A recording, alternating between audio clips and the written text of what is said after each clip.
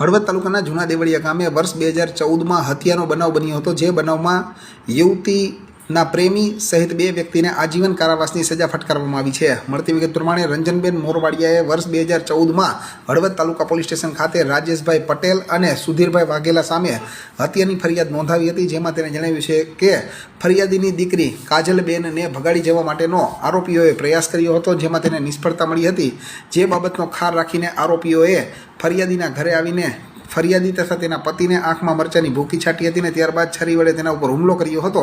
ત્યારે ફરિયાદીના પતિને ઈજા થઈ હતી, તેમજ તેના દિયર ભરતભાઈ મગનભાઈ મોરવાડિયા ઉંમર વર્ષ 30ને છરીના ઘા ઝીંકવામાં આવ્યા હતા, જેથી કરીને તેનું સારવાર દરમિયાન મોત નીપજ્યું હતું. હત્યાનો આ બનાવનો કેસ મોરબીની ડિસ્ટ્રિક્ટ એન્ડ સેશન્સ કોર્ટમાં ચાલી ગયો હતો, જેમાં જિલ્લાના સરકારી વકીલ વિજયભાઈ જાની દ્વારા કરવામાં આવેલ દલીલોને ધ્યાને રાખીને કોર્ટે બંને આરોપીઓને આજીવન કારાવાસની સજા તથા 35,000 રૂપિયાનો દંડ ફટકાર્યો છે.